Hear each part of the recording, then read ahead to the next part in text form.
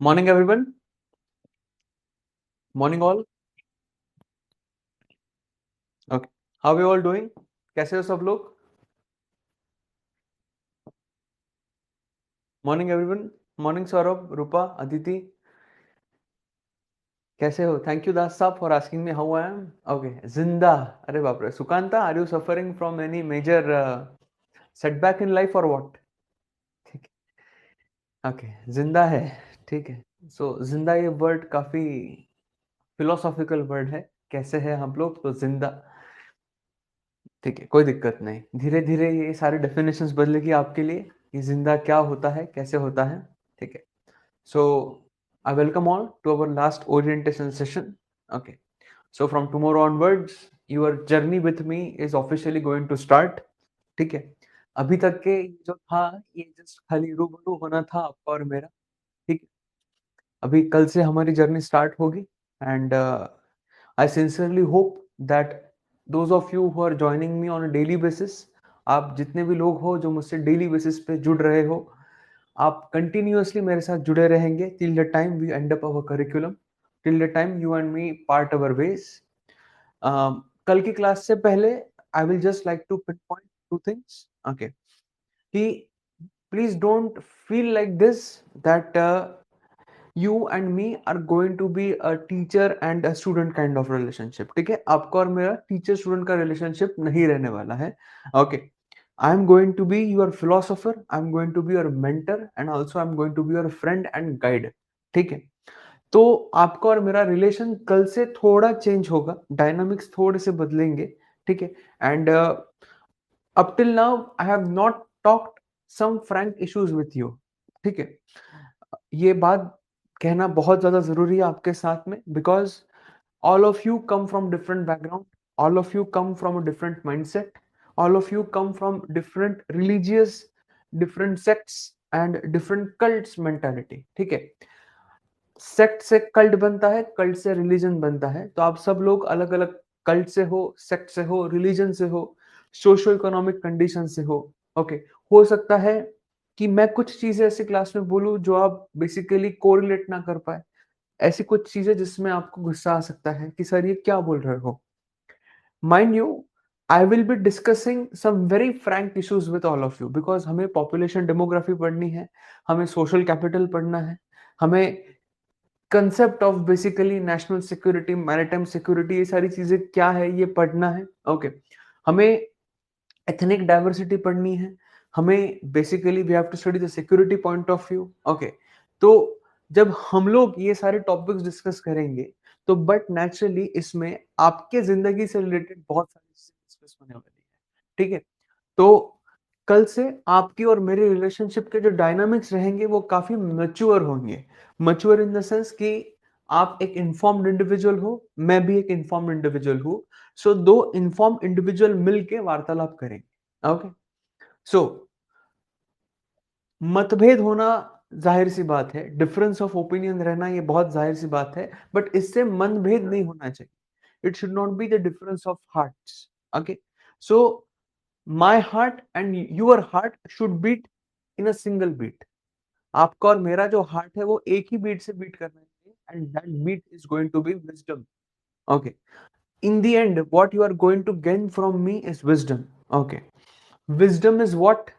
Wisdom is nothing but knowledge gain from experience. ठीक है. Knowledge रहना, नॉलेज तो सबके पास होता है, ज्ञान एंड विज्ञान. ओके. सो ज्ञान इज बेसिकली नॉलेज, विज्ञान इज बेसिकली द एजुकेशन जो आपको अभी मैं आपको एजुकेट कर रहा हूं. बट हमारी जो वार्तालाप है, जो हमारा कम्युनिकेशन है, जो हमारा बॉन्ड है, ये खाली नॉलेज एंड एजुकेशन पे खत्म नहीं होना चाहिए. Okay. Your knowledge should be put into use, your knowledge should be put into practicality, your knowledge should give you some good experience. And आप नॉलेज के थ्रू जो एक्सपीरियंस गेन करेंगे उसे हम लोग कहेंगे wisdom. Please don't forget this. ठीक है. तो कल से आपकी जर्नी मेरे साथ शुरू होगी, the journey of wisdom. Okay, in the end, I want that each and every one of you should develop a good mentality, should develop a good hindsight, should develop a good vision कि हाँ sir अभी चीजें जिंदगी की बहुत clear है. अभी हम लोग बेसिकली लाइफ को डील कर सकते हैं, कुछ भी हमारे आगे आ जाए, कुछ भी। ओके, बिकॉज इस दौर में, इस लाइफ में आपके साथ कुछ भी हो सकता है। Anything can happen with you in due course of time, ठीक है। You may lose everything. Okay, you may lose your home, you may lose your family. Okay, you may lose everything that you have gained in your life. उससे आप पे फर्क नहीं पड़ना चाहिए। Your life should be in your control, not in the control of the universe. आपकी life आपके काबू में होनी चाहिए, आपके जज्बात, आपके एक्सप्रेशंस आपके काबू में होने चाहिए, ठीक है। This should be your sumo motto in dealing with life.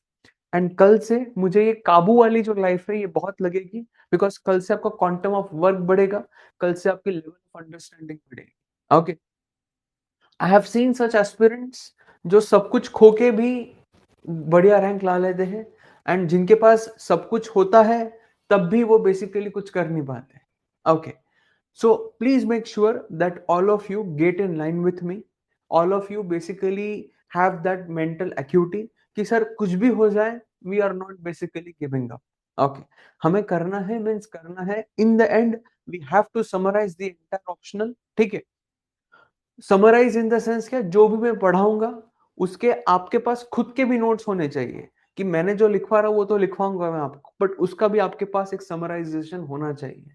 Okay, you should have the proof, you should have the document कि हाँ हमने सर आपसे ऑप्शनल पढ़ा है। ओके, मैं तो आपको दूंगा, वो मेरा प्रूफ रहेगा कि मैंने आपको पढ़ा है, but you should also have that proof, have that validity that yes sir optional from you. And our optional is not going to be encompassing only the academic part. It is also going to encompass the philosophical part, the historical part, any damn part that you can imagine, वो हम लोग इस journey को encompass करेंगे, ठीक है। तो please मेरी रिक्वेस्ट है आप लोगों से कि कल से थोड़ा माइंडसेट चेंज करके आइएगा, कल से थोड़ा सा मैच्योर बन के आइएगा कि हाँ sir, we are able to जज, we are able to guess everything, and हम लोग बेसिकली ट्राई करेंगे। देखिए, खामियां सब में होती है, no one is 100% perfect. Okay, no one is 100% perfect. Okay, even I am not 100% perfect. अगर मैं बोल रहा हूँ कि I am 100% perfect, I am the best faculty out there, मेरे से बेहतर आपको कोई कुछ मिलेगा नहीं, I am the sumo motto faculty for optional geography, नहीं, ये कभी नहीं हो सकता है। नो वन इज 100% परफेक्ट, ये जर्नी होती है। ओके, जर्नी में आपकी इंप्रूवमेंट लाइफ लॉन्ग चलेगी। So neither you are 100% perfect, neither I am 100% perfect. हमें बेसिकली ट्राई क्या करना है कि हमें एक में की खामियां जो है वो दूर करनी है एंड खूबियों को बढ़ाना है। ओके, सो खामियां कम करके खूबियां बढ़ानी है हमें एक में की, and this is guys a give and take. Okay, आप जिस तरीके से मेरे साथ बिहेव करेंगे, मैं भी उस तरीके से आपके साथ बिहेव करूंगा। आप जिस तरीके से मेरा साथ देंगे, उसी तरीके से मैं भी आप लोगों का साथ दूंगा। Is everybody appreciating this? Please tell me, can move ahead? किसी को कुछ पूछना है? Okay, done, shall we move ahead? Okay, okay, चलो। So the last leg of today's orientation session जो मुझे आपके साथ डिस्कस करना है basically. Okay, so yesterday we did start with the interiors of Earth। मैंने आपको थोड़े से सिलिकेट मिनरल्स के बारे में बताया था, जो 8 सिलिकेट मिनरल्स आपको ध्यान में रखना। सो you have the quartz, you have both feldspars। after that, my audio is breaking or what? please tell me, क्या मेरा ऑडियो ब्रेक हो रहा है? मेरा क्या ऑडियो ब्रेक हो रहा है? Please tell me. okay, voice is breaking, voice is not clear, just wait a bit, just wait a bit, just wait a bit। yes, I will rectify it, don't worry, I will rectify it, don't worry, just give me a break। okay,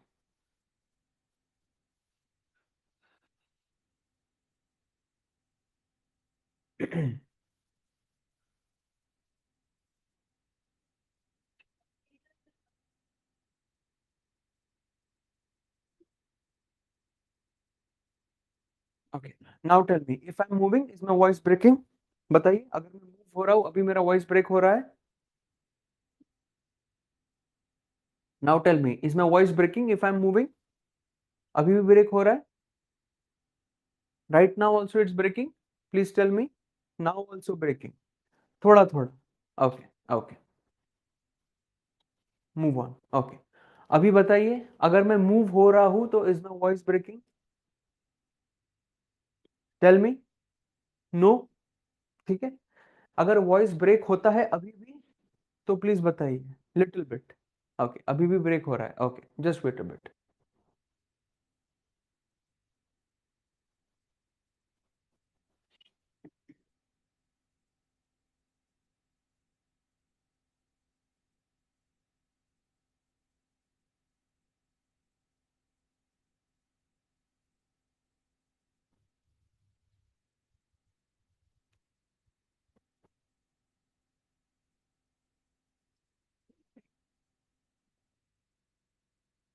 Okay, now tell me, is my voice breaking now? If I'm moving, kindly give me your feedback. अभी ठीक है आवाज कि अभी भी break हो रहा है? Is it breaking now or is it okay? अभी ठीक है? Now fine? Yeah, it's fine now. ठीक है, अगर ब्रेक होता है तो प्लीज बताइए। फाइन, ओके, ओके, चलो, इट्स क्लियर ना, okay. Please tell me if it keeps on breaking. ठीक है, हम लोग फिर और एक सेटिंग कर लेंगे and we will then rework it. Okay, please give me your feedback.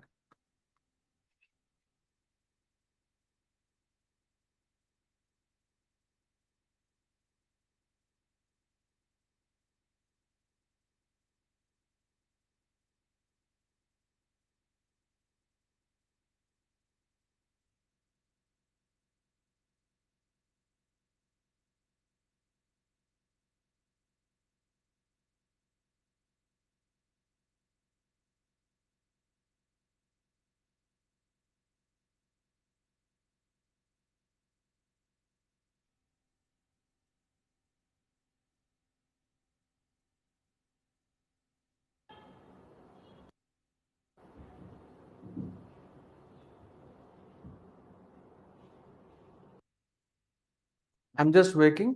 Okay, या I will let you know, just give me 1 minute, I am just doing the settings. एक बार हो गया सेट फिर कोई दिक्कत नहीं।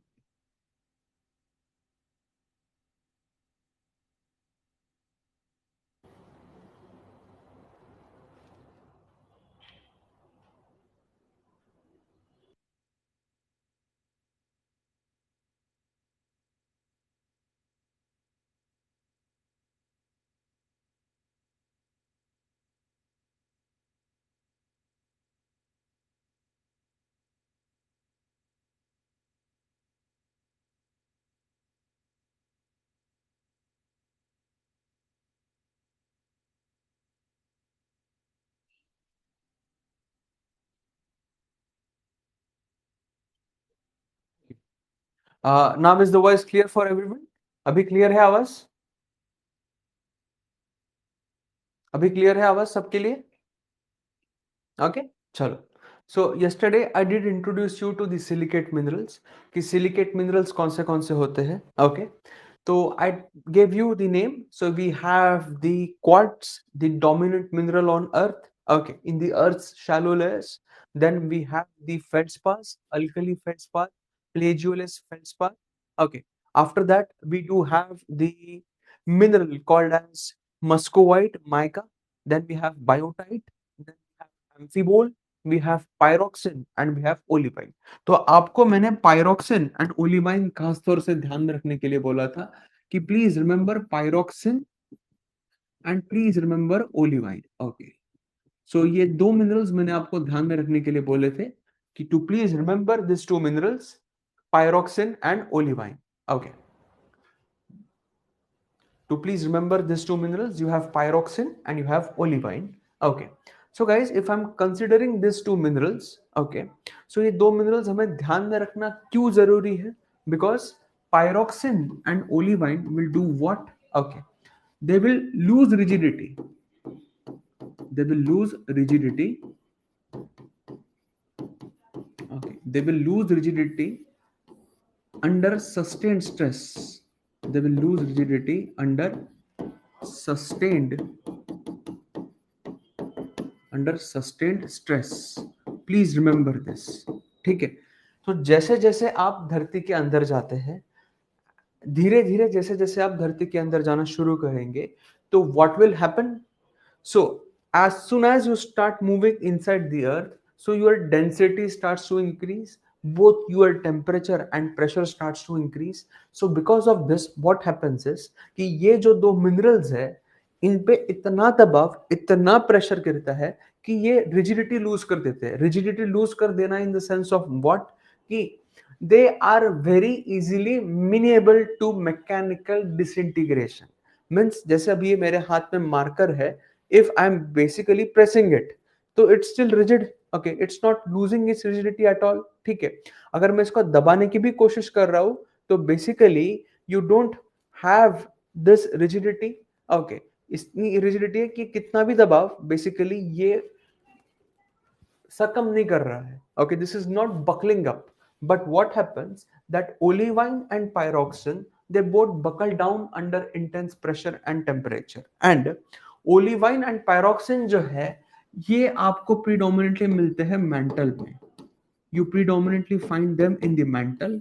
And कौन से mantle में predominantly in the upper mantle. Okay, predominantly in the upper mantle. Please remember this, you predominantly find them in the upper mantle. And olivine जो है, ये आपको middle mantle and lower mantle में भी मिलता है, but उतने ज्यादा मात्रा में नहीं. प्रीडोमिनेंटली आपको ओलिवाइन कहाँ मिलेंगे? इन दी अपर मेंटल. ओके, जैसे जैसे आप नीचे जाना शुरू करेंगे, तो आपको ओलिवाइन की मात्रा कम मिलेगी. Okay, and as you move into the inner mantle, जैसे जैसे आप इनर मेंटल में जाएंगे, टेम्परेचर एंड प्रेशर इतना ज्यादा हो जाता है कि ओलिवाइन जो है, ओलिवाइन बेसिकली कन्वर्ट हो जाता है. आप पूछेंगे कि सर ओलिवाइन किस में कन्वर्ट होता है? तो ओलिवाइन जो है बहुत अनस्टेबल फॉर्म्स में कन्वर्ट होता है. जैसे जैसे you have garnet, okay, you have spinel. Okay, so you have garnet and you have spinel. So ये बहुत ही अनस्टेबल फॉर्म्स है ओलिवाइन के, जिसे हम लोग कहते हैं garnet and spinel. Now you must be asking me that why do we have these minerals, and ये मिनरल्स का हम लोग क्या करें? Okay, so please focus on the board very very properly कि ये मिनरल्स का हम लोग अभी क्या करने वाले हैं. So if I want to give you the interiors of earth, अगर मैं आपके साथ धरती के इंटीरियर्स डिस्कस कर रहा हूँ, okay, so the interiors of the earth can be discussed under two main heads. ठीक है. वैसे देखा जाए तो इंटीरियर्स ऑफ द अर्थ के 4-5 कंसेप्चुअलाइजेशंस है, जिनका अलग अलग इंटरप्रिटेशन है. जैसे सबसे पहला जो कंसेप्चुअलाइजेशन है, वो एडवर्ड सुएस ने दिया, कि एडवर्ड सुएस कहते हैं कि जो इंटीरियर्स है धरती के, उनको आप on the basis of silicate minerals पे डिफरेंशिएट कर सकते हैं, like sial, like sima and nife. Okay, इसके बाद में आपके पास आता है आर्थर होम्स का कंसेप्चुअलाइजेशन. इसके बाद में आपका कंसेप्चुअलाइजेशन आता है वैन डर ग्रैच का. ठीक है, ये मैं सारी चीजें आपको डिटेल में पढ़ाऊंगा जब हम लोग जियोमॉर्फोलॉजी डिटेल में जाएंगे. अभी मैं आपको खाली बस नाम बता रहा हूं. Edward Suess, okay, Arthur Holmes, van der Gracht, and the most recent and the contemporary conceptualization. contemporary conceptualization means सबसे recent वाला, कि हम लोग कौन सी लेयरिंग को accumulate करते हैं on the basis of what properties. So if we consider the present day conceptualization of Earth's interior, कि अभी पे धरती के इंटीरियर्स को हमें अगर क्लासिफाई करना है तो हम लोग उसे किस बेसिस पे करते हैं? So today we classify the interiors on the basis of two things. Number one, we classify the interiors on the basis of chemical properties. On the basis of what? Chemical properties. Okay. आप बोलेंगे sir chemical properties यानी कौन सी? So you can have chemical properties like percentage silica. Okay. Silica का कितना percentage है? Okay. आपको rocks कैसे मिलते हैं? Do you find acidic rocks? Okay. Do you find basic rocks? Okay. Do you find basic rocks in the interior? Okay. Do you find rocks which are basically dark or light in color? Dark or light in color? Okay. Do you find rocks which are hard? Okay. Hard means कि they are not very easily amenable to mechanical disintegration, या फिर आपको softer rocks मिलते हैं। Okay, so these are some of the chemical properties which we see for basically conceptualizing the interiors of the earth. ये modern day है, modern day अभी का। तो depending upon this, if we try to conceptualize the interiors of the earth, so interiors of the earth can be divided into three distinct layers. Okay, you have crust, okay, you have mantle, okay, and you have core। okay, you have crust, you have mantle, and you have core। okay, ये जो basically crust mantle and core है, इसे हम लोग predominantly on the basis of chemical properties इसलिए differentiate out करते हैं because इनमें जो मिनरल्स रहेंगे उसी तरीके से ये बिहेव करने लगेंगे। Okay, so if I am talking about the core, so core में क्या हो रहा है, ऑल ऑफ यू नो कि हमारा जो कोर है, you are having two layers, you are having outer core and you have inner core. Crust के भी दो लेयर्स है, कॉन्टिनेंटल क्रस्ट है एंड ओशनिक क्रस्ट है। मेंटल के तीन लेयर्स है, upper mantle, middle mantle and lower slash inner mantle. सबको इतना पता है? Please tell me, everyone knows this so that I can move ahead. आपको इतना तो पता होगा कि क्रस्ट जो होता है वो कॉन्टिनेंटल ओशियनिक होता है, मेंटल के तीन लेयर्स होते हैं एंड बेसिकली हमारे कोर के भी दो लेयर्स होते हैं। इतना सबको पता है कि नहीं पता है? Please tell me. I guess ये तो बहुत बेसिक होगा। ओके, नहीं भी पता है तो don't worry, we will do everything in detail. ठीक है, आज के लिए मैं आपको बस पूछ रहा हूं कि आपको इतना तो पता होगा कि लेयर्स कौन सी होती है धरती के अंदर में। Okay okay, right now I am just taking it granted, don't worry, हम लोग हर एक लेयर को डिटेल में लिखेंगे।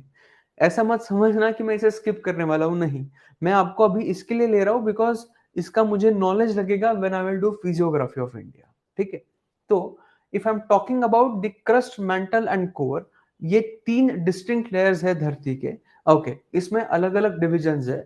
इसको हम लोग on the basis of what differentiate out कर रहे हैं, we are differentiating out on the basis of chemical properties। okay, तो chemical properties से इसमें आपको अलग अलग manifestation मिलेगा कि if I'm talking about the core, so core की जो outer most layer है, outer core, इसमें आपको थोड़ी सी silicate impurities मिलती है। what do you find in the outer core of earth? You find little bit silicate impurities। okay, so if I'm talking about silicate impurities, जैसे आप सबने कुल्फी तो खाई होगी कभी ना कभी जिंदगी में। ओके, वो आप बढ़िया सा मटका रहता है, मटके के अंदर बर्फ रहती है एंड बर्फ में कुल्फी वाला क्या डालता है? टेल मी, बर्फ में कुल्फी वाला क्या डालता है? बर्फ में कुल्फी वाला क्या डालता है ताकि बर्फ पिघले नहीं? ताकि बर्फ पिघले नहीं, try to answer. Yes, kulfi वाला सॉल्ट डालता है कि नहीं डालता है? सॉल्ट डालता है कि नहीं डालता है ना? if you are boiling something and if you put salt in water, so अगर आप बॉईल कर रहे हो एंड अगर आप उसमें नमक डाल रहे हो तो पानी का बॉइलिंग पॉइंट क्या हो जाता है? बढ़ जाता है एंड पानी का जो मेल्टिंग पॉइंट है, मेल्टिंग पॉइंट क्या हो जाता है? कम हो जाता है। So depression in freezing point and elevation in boiling point, ये होता है कि नहीं होता है? Tell me. Depression in freezing point and elevation in boiling point, solvent and solid properties, है ना? होता है नहीं है? तो आप सब ने वो कुल्फी खाई होगी सर, तब तो पता नहीं था, आज पता लग गया कि ये क्या होता है, सॉल्वेंट एंड सॉलिड प्रॉपर्टीज होती है। Okay okay, so basically what is happening is कि अगर आप आउटर कोर में जा रहे हैं, ओके, सो आउटर कोर में आपको थोड़ी सी सिलिकेट इंप्योरिटीज मिलती है। तो सिलिकेट इंप्योरिटीज क्या करती है पता है क्या? कि ये मेल्टिंग पॉइंट को कम कर देती है। Okay, they reduce the melting point of the substances. So आपने जैसे मेल्टिंग पॉइंट कम कर दिया, okay, depression in melting point ला दिया, तो आउटर कोर में आपको जितना भी मटेरियल मिलता है, ये मटेरियल आपको बेसिकली कौन से स्टेट में मिलता है? ये मटेरियल आपको फोर्थ स्टेट ऑफ मैटर में मिलता है, जिसे हम लोग कहते हैं प्लाज्मा। प्लाज्मा, है ना? मैटर के तीन stage, solid, liquid and gas, उसके बाद की जो स्टेट आती है उसे हम लोग कहते हैं प्लाज्मा। प्लाज्मा में क्या रहेगा? Every matter will exist in a form of charge particles. So charge electrons मिलेंगे आपको, चार्ज आयंस मिलेंगे आपको। ओके ओके, सो उससे क्या होगा, चार्ज इलेक्ट्रॉन्स अगर आपको मिल रहे हैं, okay, if you are finding this material in plasma state, and plasma is basically fluidic, क्या प्लाज्मा सॉलिड है, क्या प्लाज्मा लिक्विड है, क्या प्लाज्मा गैस है, it is kind of fluidic, okay, it's not completely gaseous, it's not completely fluid, it's not completely liquid, ये fluidic है, ये पानी की तरह बहने लगेगा। एंड आउटर कोर में क्या है, because of this silicate impurities you have the matter existing in its fourth state, plasma state, with charged electrons. So you are having free ions in the outer core. And जो हमारा inner core है, if I'm talking about the inner core कैसा है हमारा, all of you know this, inner core is solid iron and nickel. जो हमारा inner core है वो क्या है, सॉलिड आयरन है, सॉलिड निकल है। तो अभी आप एक बात बताइए, okay, if I am taking my hand as the solid inner core, we have the iron in this, okay, and if we are basically rotating this outer core around the solid iron rich inner core, and outer core में क्या है हमारे पास, charge electrons है, okay, ये charge electrons अगर मैं iron के around ऐसे घुमा रहा हूं, क्या जनरेट होगा, ट्राई टू आंसर, क्या जनरेट होगा, ये मेरे हाथ का solid, basically I am having this solid inner core, I am having the iron, and इसके अराउंड अगर मैं बेसिकली चार्ज इलेक्ट्रॉन्स घुमा रहा हूं, तो क्या जनरेट होगा, you know everything, you know, try to answer, yes, all of you are right, you will have the generation of what, you will have the generation of the earth's magnetic field, होगा कि नहीं होगा, you will have the generation of earth's magnetic field, इसी वजह से तो धरती के अराउंड हमें क्या मिलता है, मैग्नेटोस्फीयर मिलता है, इसी वजह से around the earth we find what, we find the magnetosphere, है ना। मैग्नेटोस्फीयर क्या करेगा, what will this magnetosphere do, okay, this magnetosphere will basically do what, it will absorb and it will deflect the harmful gamma rays and the x-rays that are coming from the sun. सन जो है, सन से electromagnetic spectrum आ रहा है, and सन से जो electromagnetic spectrum आ रहा है उसमें आपको गामा रेज भी मिलती है, उसमें आपको एक्स रेज भी मिलती है, and this magnetosphere will repel, okay, will repel the harmful gamma rays and x rays.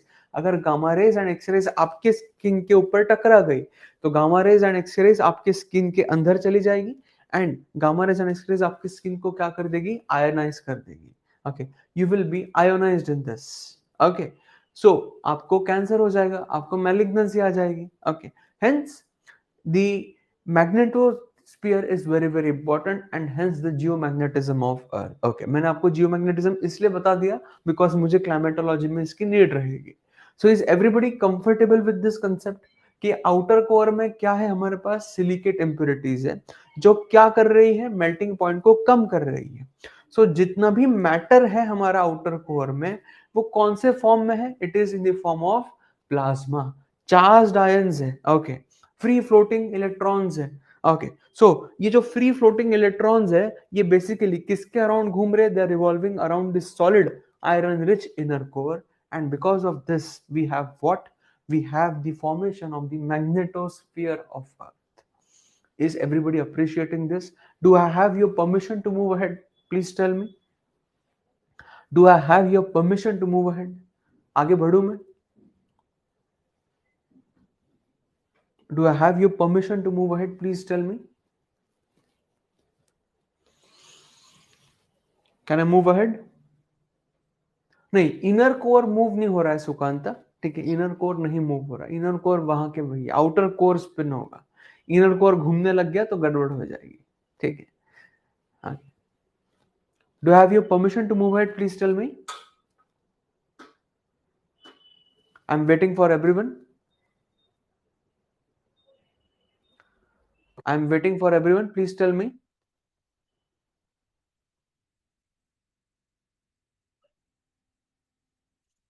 Okay,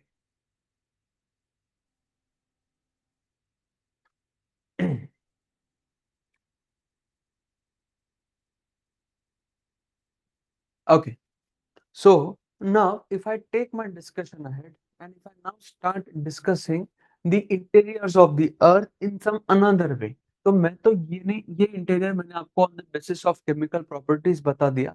Now I'm discussing interiors on a different pedestrian level. तो अभी मैं जो है इंटीरियर्स को डिस्कस करूंगा on the basis of what? On the basis of mechanical rigidity. On the basis of mechanical rigidity. On the basis of mechanical rigidity. So now I will be discussing the interiors on the basis of what? On the basis of mechanical rigidity. So please keep this in mind कि अगर मैं mechanical rigidity के basis पे अगर interiors को discuss कर रहा हूं, so how we are going to differentiate this? So if I'm talking about mechanical rigidity, so the earth's interior are divided into three distinct layers. अगर मैं मैकेनिकल रिजिडिटी की बात कर रहा हूं, तो जो अर्थ का इंटीरियर है उसे हम लोग थ्री डिस्टिंक्ट लेयर्स में डिफरेंशिएट आउट करते हैं. Okay, the first layer that we have, it is called as lithosphere.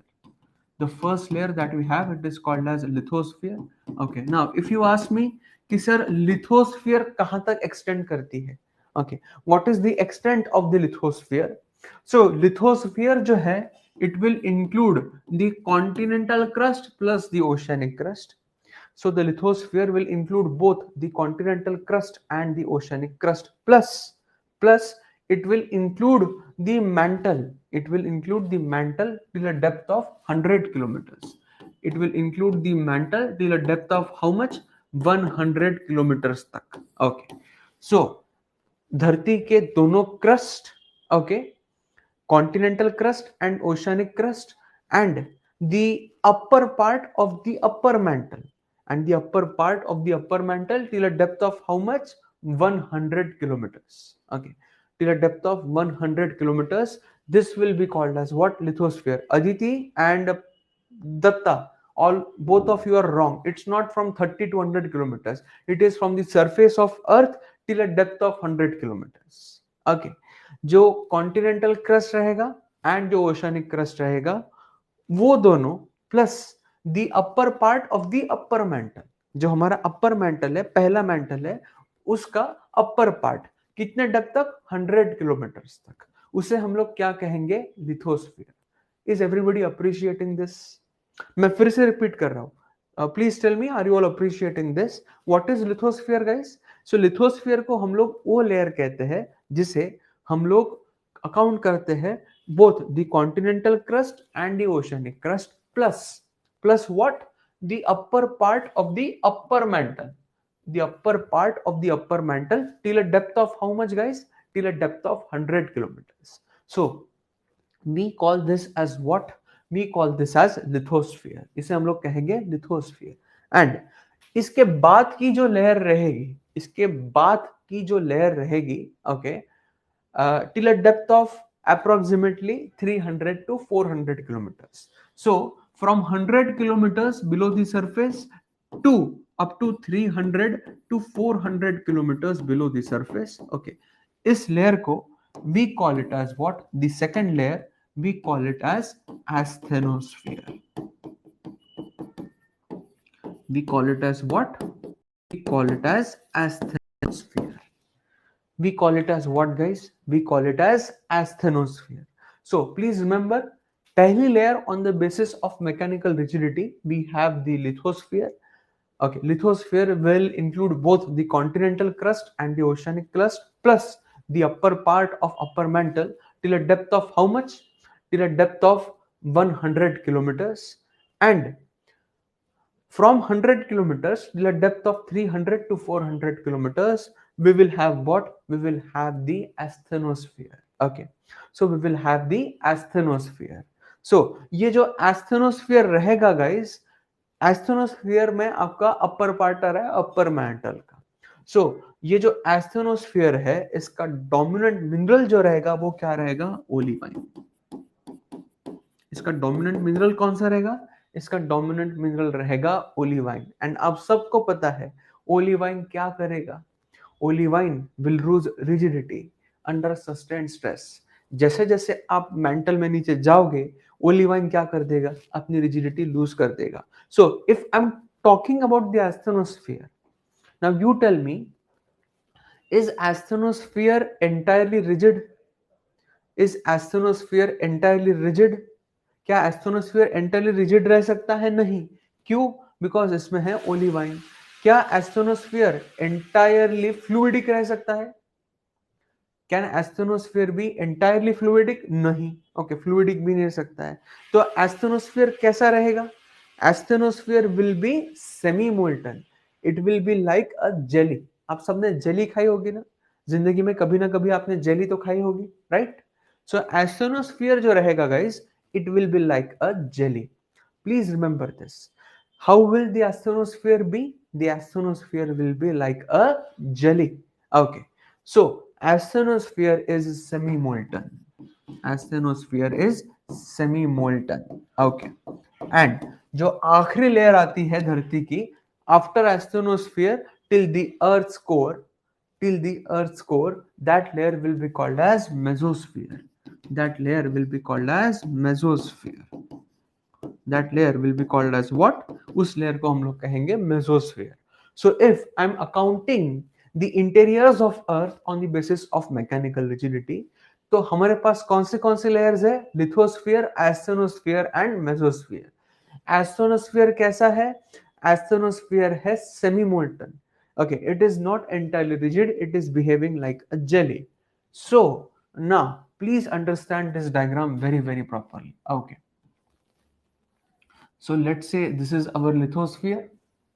Okay, so this is our lithosphere. Okay, okay, ये हमारा लिथोस्फीयर है। ओके, इसके नीचे में till a depth of around 300 to 400 kilometre this is the asthenosphere. Okay, okay, and ये धरती का centre है basically, this is the centre of earth. Okay, so now what we have is, ये जो हम लोग लिथोस्फीयर बोलते हैं ना, जो पहली लेयर है धरती की on the basis of mechanical rigidity, ये लिथोस्फीयर जो है ना गाइस, ये लिथोस्फीयर एक सिंगल पीस नहीं है। This lithosphere is not a single piece. Okay, it is broken into fragments. जो लिथोस्फीयर है हमारा, ये लिथोस्फीयर कैसा है? ये लिथोस्फीयर ये ब्रोकन है into what? Into fragments. Okay, the lithosphere is broken into fragments, and ये जो फ्रैगमेंट्स है, एक एक पीस है लिथोस्फीयर के, इन फ्रैगमेंट्स को हम लोग कहते हैं lithospheric plates. What do we call this fragments? What do we call this each piece of lithosphere? We call it as lithospheric plates. So if I'm showcasing you कि lithospheric plates कैसी रहेगी, so ये जो lithosphere है ये एक single layer नहीं है, it is broken into pieces. Okay, ये lithosphere के अलग अलग pieces है. So each of this piece, 1, 2, 3, so on, 4. Okay, each of this piece, this is called as what? This is called as lithospheric plate. Lithospheric plate. Okay, and ये जो lithospheric plate है, ये lithospheric plates अभी क्या करेगी? This lithospheric plates will start basically floating. These lithospheric plates will start to do what? They will basically start to drift over the asthenosphere. They will start to drift over the asthenosphere. And asthenosphere कैसा है हमारा? Asthenosphere is basically semi-molten. Okay, so because of this, जो हमारी धरती की lithospheric plates है, वो एक जगह पे फिक्स नहीं रहती है। Lithospheric plates they will be constantly in motion, they will be continuously drifting. Okay, इसी को हम लोग क्या कहते हैं? इसी को हम लोग कहते हैं plate tectonics. What do we call this? Plate tectonics. So in a nutshell I have just explain you कि प्लेट टेक्टोनिक्स क्या है। अभी आप बोलेंगे कि सर ये लिथोस्फेरिक प्लेट्स ड्रिफ्ट कैसे होती है? ड्रिफ्ट कराने के लिए कोई ना कोई फोर्स तो लगेगा ना नीचे से। ऐसा होगा क्या कि ये लिथोस्फेरिक प्लेट्स अपने आप ड्रिफ्ट होने लगेगी? नहीं। ड्रिफ्ट क्यों हो पा रही है? बिकॉज इनके नीचे सेमी मोल्टन एस्थेनोस्फीयर है। अगर इनके नीचे रिजिड लेयर होती तो ये प्लेट्स ड्रिफ्ट नहीं कर पाती, बट ड्रिफ्ट करा कौन रहा है? Okay, so here comes a interpretation called as Arthur Holmes convection current hypothesis. Okay, don't worry, मैं चीजें सारी आपको को लिखाने वाला हूं। ओके, मैं आज आपको उतना ही नॉलेज दे रहा हूं जो मुझे जरूरी है आपको प्रिपेयर करने के लिए फॉर इंडियन ज्योग्राफी, ठीक है। सो ये जो इंडिविजुअल प्लेट्स है, ये प्लेट्स मूव कैसे होगी? ये प्लेट्स मूव होगी बिकॉज ऑफ व्हाट, कि जो हमारे धरती का आउटर कोर है, if I am talking about the outer core of earth, तो इसमें से क्या होगा? इसमें से आपका मैग्मा जो है वो सोर्स होगा, okay. Because of mental dynamics what will happen, you will have the magma which is melting near the outer core, because outer core पे टेम्परेचर बहुत ज्यादा है, ये मैग्मा ऊपर आएगा, एंड ये जो मैग्मा है this will start creating a rising and diverging limb. ये जो मैग्मा है, ओके, ये जो मैग्मा है, ये मैग्मा ऊपर आएगा एंड ये मैग्मा क्या करेगा? ये मैग्मा एक लिम्ब बनाना शुरू कर देगा, एंड ये जो लिम्ब है राइजिंग एंड डाइवर्जिंग, सो ये लिम्ब ऊपर की लिथोस्फेरिक प्लेट को ड्रिफ्ट करना शुरू कर देगी। So why do continents drift? Why do oceanic plates drift? उसका आंसर ये है कि इनके नीचे में क्या है? इनके नीचे में है आपके राइजिंग एंड डाइवर्जिंग लिम्ब। ये लिम्ब कहां से आ रही है? आप बोलेंगे कि sir from where this limb is coming? So this limb is coming from the outer core, from the boundary of outer core and inner mantle, जहां पे टेम्परेचर बहुत ज्यादा है, मैग्मा है, ये मैग्मा नीचे से ऊपर आता है। So basically this is dragging the lithospheric plates. So ये जो ड्रैग हो रहा है, ये ड्रैग किस वजह से हो रहा है? ये ड्रैग हो रहा है इस वजह से because of Arthur Holmes convection current. ये एक सेल बनेगी, this will be like a cell. So ये मैग्मा ऊपर उठा, इसने इस प्लेट को ड्रिफ्ट किया, ये सेल नीचे आ गई, and this cell is being completed like this. So this is called as Arthur Holmes convection current hypothesis. Please tell me, is everybody comfortable with this? Is everybody comfortable with this? Do I have your permission to move ahead? Okay बस और एक आखिरी point आपको अभी दिखाना है, major and minor plates दिखानी है आपको वर्ल्ड की, एंड थोड़ा सा इंडिया के बारे में आपको बताना है, then will be done and dusted. Okay, do I have your permission to move ahead? Please tell me, do I have your permission to move ahead? कुछ डाउट हो पूछ लो, I am pausing for a moment, please ask me if you have any difficulty.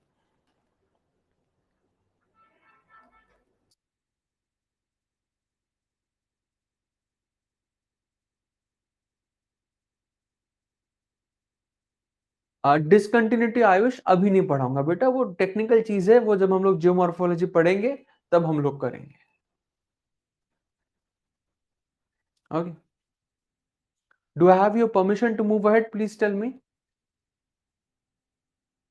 Lithosphere का depth depend करेगा? नहीं चंद्रशील, वो depend नहीं करेगा, लिथोस्फेयर का डेप्थ डिपेंड नहीं करेगा। Okay, Rajeshwari, you are asking कि how do we know the information about the Earth's interior? So we have evidences of the Earth's interior.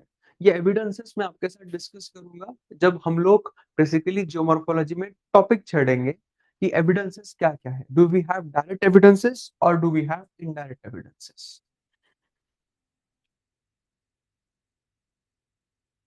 Is there any role of density in drift? Of course Irfan, density का role तो जरूर रहेगा, because continental crust जो है वो less dense है, oceanic crust जो है वो ज्यादा डेंस है। तो ओशनिक प्लेट जो है, बेसिकली ओशनिक प्लेट खिसक खिसक के आगे बढ़ेगी, एंड ओशनिक ड्रैग जो रहेगा, ड्रैग बहुत ज्यादा रहेगा। तो इसके वजह से, इस ड्रैग के वजह से आपके फॉर्मेशन होते हैं एंडियन टाइप ऑफ माउंटेन्स का। जब हम लोग एंडीज पढ़ेंगे ना साउथ अमेरिका के, तब मैं आपको बताऊंगा कि उसमें स्पेशलिटी क्या है, उसमें ओशनिक क्रस्ट का क्या काम है। ओके, ओशनिक क्रस्ट कम होता है सर, तो ऊपर मेंटल में जल्दी आएगा जाएगा।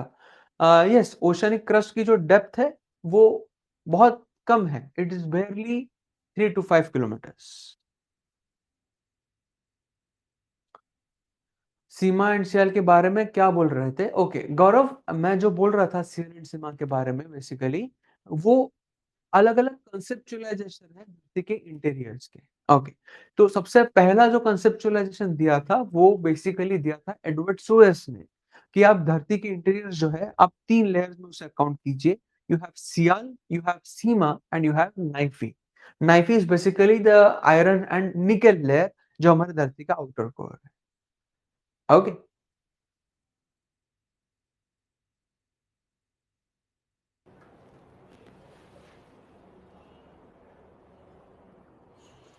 Don't worry, technical issues solve हो जाएंगे, उसके आप टेंशन मत लो, वो आप मुझ पे छोड़ दीजिए, ठीक है? आपका काम है पढ़ना, मेरा काम है आपको पढ़ाना, okay? And if technical issues persist, I will not take the lecture, so don't worry, I will never do this कि मैं आपका लेक्चर टेक्निकल इश्यूज में ले रहा हूँ एंड आप लोग समझ नहीं पा रहे हो। आई am not that faculty who focuses only on completion, ये तो आपको अब तक के समझ में आ गया होगा, ठीक है? सो आप वो टेंशन छोड़ दो, टेक्निकल इश्यूज है, पढ़ना नहीं हो रहा है सर तो कैसे करेंगे, I will straight away cancel the lecture, so आप बिल्कुल भी टेंशन मत लो, ठीक है? That burden you put on me, okay? Your job is to only study properly, ठीक है? रिजेस बनेगी तभी ड्रिफ्ट होगा। आयुष बेटा, मैं आपको प्लेट टेक्टोनिक्स नहीं पढ़ा रहा हूं, don't worry, I am not teaching you plate tectonics. हम लोग इस पर डिटेल डिस्कशन लेंगे बेटा, मैं आपको ये इसलिए पढ़ा रहा हूं बिकॉज इंडियन फिजियोग्राफी के लिए मुझे इसकी जरूरत है। Do have your permission to move ahead, please tell me. बस एक चीज आपके साथ और डिस्कस करनी है, then we are done with the orientation sessions. Can I move ahead? Can I move ahead? Please tell me. Okay, चलो।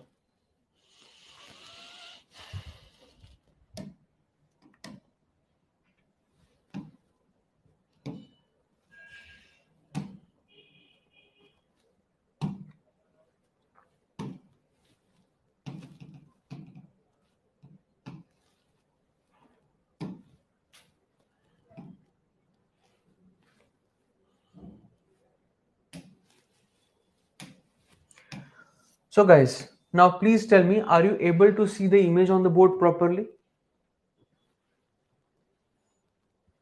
Are you able to see the image on the board properly?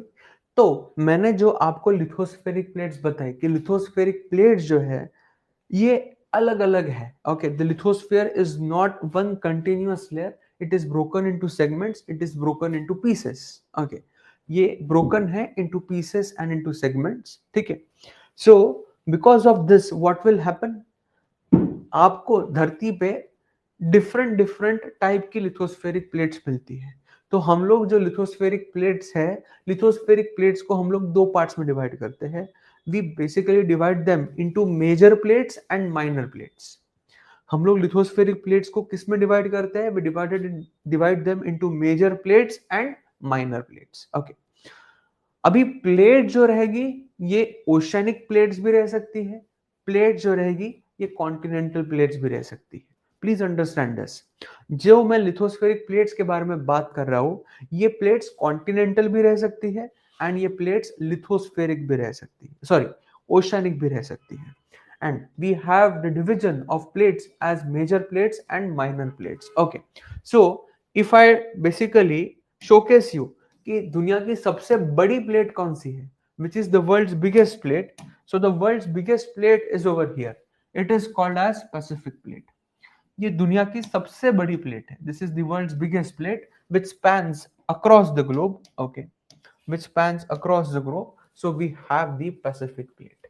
And guys, Pacific plate is also the world's biggest oceanic plate, and Pacific plate is also the world's biggest oceanic plate। तो अगर आपको कोई पूछ रहा है कि sir बताइए, madam बताइए दुनिया की सबसे बड़ी प्लेट कौन सी है, तो आपका आंसर रहेगा Pacific plate. And Pacific plate is also the world's biggest oceanic plate, okay? After this the world's biggest continental plate, okay? The world's biggest continental plate is over here. We call it as Eurasian plate। Eurasian plate जो है ये दुनिया की सबसे बड़ी continental plate है, okay? After that you have major plates like African plate, you have the North American plate and you have the South American plate. So ये है। इसके बाद में you have one major plate, okay? अब कोई कोई लोग इसे एक प्लेट कंसिडर करते हैं, कोई कोई लोग इसे दो प्लेट्स कंसिडर करते हैं, okay? For our reference, we will be calling it as one singular plate. We will be calling it as Indo-Austral plate। We'll be calling it as what? We'll be calling it as Indo-Austral plate, okay? वैसे देखा जाए तो Indian plate अलग है, Australian plate अलग है। India जो है, इंडिया आया है नीचे एंटार्क्टिका से, okay? And India was a part of the southern latitudes, India नीचे से ऊपर आया हुआ है, okay? So we have the Indian plate and we have the Australian plate. इसके साथ साथ आपको दुनिया में माइक्रो प्लेट्स या फिर माइनर प्लेट्स भी मिलती है। सो माइनर प्लेट्स कौन सी? You have the Philippines plate, okay, you have the Somali plate, you have the Arabian plate, okay. After that you also have plates like Caribbean plate, Cocos plate, Nazca plate, and ये ऊपर में आपकी जुआन दी फूका plate, okay. So these are some of the minor plates of the world. And आपको micro plates in the sense क्या कि जहां पे कॉम्प्रेशन इतना ज्यादा है, जहां पे दो प्लेट्स इतना ज्यादा कॉम्प्रेस कर रही है कि वहां पे आप प्लेट बाउंड्रीज आइडेंटिफाई नहीं कर सकते हैं, उन्हें हम लोग कहते हैं basically the transform boundary zones, और we call them the region of micro plates. जैसे if I take you to this side of the globe, देखिए यहां से नीचे में अफ्रीकन प्लेट कॉम्प्रेस कर रही है, ऊपर से यूरेशियन प्लेट कॉम्प्रेस कर रही है। सो ये जो मेडिटेरेनियन सी रीजन है, okay, this is the zone of intense compression. इसलिए इस साल टर्की में अर्थक्वेक आया कि नहीं आया? टर्की में अर्थक्वेक आया ना, बहुत बड़ा। वो अर्थक्वेक इतना बड़ा था कि उसके आफ्टर शॉक्स भी उतने ही बड़े थे, है ना। तो बेसिकली ऐसे रीजन को हम लोग कहते हैं ट्रांसफॉर्म बाउंड्री जोन, या फिर ऐसे रीजन में आपको बहुत छोटी छोटी छोटी छोटी माइक्रो प्लेट्स मिलती है। Got it everyone? Please tell me, is everybody comfortable with this?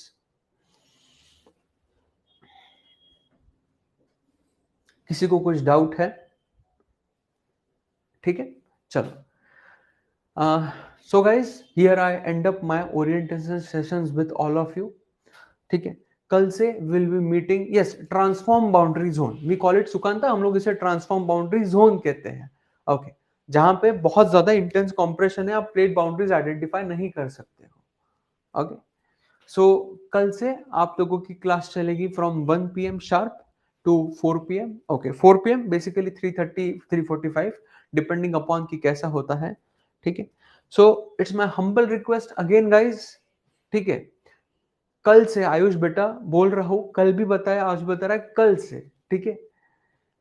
Ayush please ऐसे डाउट्स मत पूछना कभी, ठीक है, मैं सॉरी नाम लेके बोल रहा हूं, but now don't ask me obvious, ठीक है। अभी मुझे कोई ऑब्वियस डाउट्स नहीं पूछेगा, कोई मुझे बीच में टोकेगा नहीं जब भी मैं पढ़ा रहा हूं, ठीक है, because I get in the groove. आप मुझे डिस्टर्ब कर दोगे तो बेसिकली मेरा मोमेंटम चले जाता है, ठीक है। तो कल से 3 चीजें ध्यान में रखना कि nobody will stop me in the middle, okay, nobody will ask me sir spelling बताइए, सर इसका आप लिख के दीजिए स्पेलिंग बोर्ड पे, जो डिफिकल्ट है वो मैं आपको बताऊंगा ही बताऊंगा। And nobody in the class will ask me, okay, कि सर पढ़ाई नहीं हो रही है क्या करें, सर ये नहीं हो रहा है क्या करें, सर वो नहीं हो रहा है क्या करें, okay, okay. And nobody will give me extra knowledge, okay. मुझे पता है कि आप में से कोई कोई बहुत पढ़ के आता है, हो सकता है कि आपको मुझसे भी ज्यादा नॉलेज रहे, चलते क्लास में मुझे कोई एक्स्ट्रा नॉलेज मत देना, okay. It might happen that yes some of you are veteran aspirant, so you have more knowledge than me, and it's perfectly fine. मुझे बिल्कुल भी दिक्कत नहीं है कि आपको मुझसे ज्यादा पता है, मुझे उसमें खुशी है कि मैं जिनको पढ़ा रहा हूं they are even more intelligent than me, तो हाई चांस कि आप लोग क्वालिफाई कर देंगे। बट प्लीज वो आप चलते लेक्चर्स में मुझे मत बताना कि सर ये भी है, सर वो भी है, okay, because I am not sitting here to give you knowledge. I am sitting here to make you understand. Okay. I am sitting here to make you understand things. Knowledge आपको हर जगह से मिल जाएगा, मैं आपको समझाने वाला हूँ. Okay. What to study on optional on your own? How to summarize articles that you give? दास साहब थोड़ा सब्र रखो ना बेटा, अभी शुरू तो होने दो चीजें. Let the things move ahead. धीरे धीरे चीजें आगे बढ़ेंगे ना, देखो हड़बड़ाना बिल्कुल भी नहीं, मैं यही बोल रहा हूं, कल से मुझे ये सारी चीजें आप लोगों में नहीं लगेंगी कि सर ये कैसे करे वो कैसे करे। भरोसा है कि नहीं है मुझ पे? अभी आप बताइए, you all tell me, do you trust me? Do you trust me? Do you trust me? Okay, do you trust me? Yes. So if you trust me, you will have to give me your 100% कि sir आप जैसा बोलेंगे हम लोग वैसे कर रहे हैं, ठीक है। तो बिल्कुल भी कल से हम लोग क्लास का डेकोरम मेंटेन रखेंगे, ओके। कल से हम लोग प्रॉपर मैचर तरीके से बिहेव करेंगे, no procrastination, no basically analysis कि सर ये कैसा वो कैसा ये कैसा वो कैसा। हाँ, माय अकाउंटेबिलिटी मैंने आपको बताया है, syllabus completion is my prima facie, इसके साथ साथ न्यूज़पेपर आपको मिलेगा वो भी मिलेगा, इसके साथ साथ आपको करंट अफेयर्स का एनालिसिस वो भी मिलेगा, मेरे तरफ से आपको नोट्स भी मिलेंगे, आपको क्रब्स भी मिलेगा, टेस्ट सीरीज मिलेगी, सब कुछ मिलेगा। इन सब के ऊपर है मुझे आपका अच्छा इंसान बनाना। All of this is below, above this sitting as in the top is that me making you a good informed citizen of India। ठीक है, सो कल से विल स्टार्ट अवर जर्नी, कल से will do everything in a different way, and कल से please everyone bring A4 sheets with margins, जो मैंने आपको पहले से बोल रखा है। ठीक है, तो चलो, so I end my session over here today, till tomorrow please take good care of yourself. So tomorrow please log in at 1 PM। ठीक है, we will start with climatology. ठीक है, हाँ, एटलस प्लीज, एटलस लाना, orient black swan atlas लाना। Okay,